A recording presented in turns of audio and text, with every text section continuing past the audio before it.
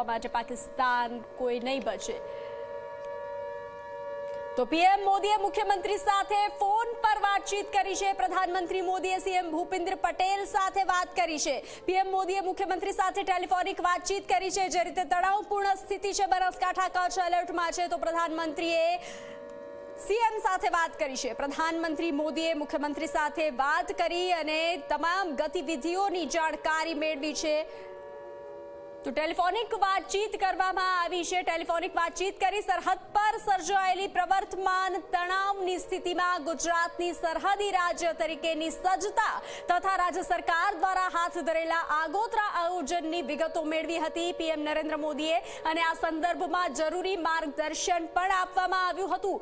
વડાપ્રધાનશ્રીએ ખાસ કરીને પાકિસ્તાનની સરહદ સાથે જોડાયેલા કચ્છ, બનાસકાંઠા, પાટણ, જામનગર જેવા સંવેદનશીલ જિલ્લાઓમાં નાગરિકોની સુરક્ષા અને સલામતીના રાજ્ય સરકાર દ્વારા લેવાયેલા પૂરતા પગલાઓ અંગેની પણ વિગતો મેળવી હતી। તો પ્રધાનમંત્રી નરેન્દ્ર મોદીએ સીએમ ભૂપેન્દ્ર પટેલ સાથે વાત કરી અને ત્યારબાદ તેણે રાજ્યમાં ચાલતી તમામ ગતિવિધિ, સજ્જતા, તૈયારીઓને લઈ અને જાણકારી મેળવી હતી। વધુ વિગતો સાથે સંવાદદાતા હિતલ જોડાઈ ચૂક્યા છે। હિતલ, પ્રધાનમંત્રી મોદીએ સીએમ સાથે ફોનમાં વાતચીત કરી અને ગુજરાતની સરહદો વિસ્તારને લઈ અને જાણકારી મેળવી।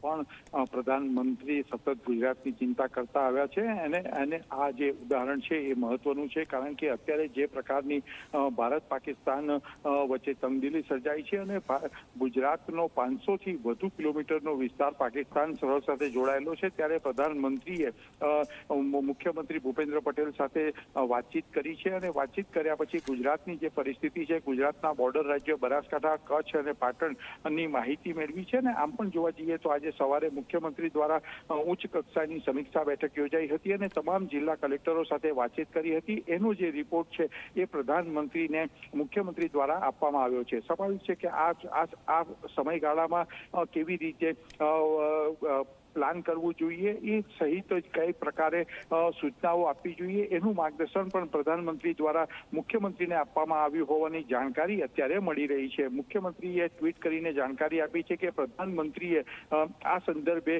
મુખ્યમંત્રી સાથે વાતચીત કરી છે। જી હિતલ, જાણકારી સાથે જોડાવા બદલ આભાર। તો સરહદી રાજ્ય તરીકેની સજ્જતા અંગે પીએમ મોદીએ જાણકારી મેળવી, સીએમ ભૂપેન્દ્ર પટેલ સાથે ટેલિફોનિક વાતચીત કરી અને સજ્જતા વિશે જાણકારી મેળવી।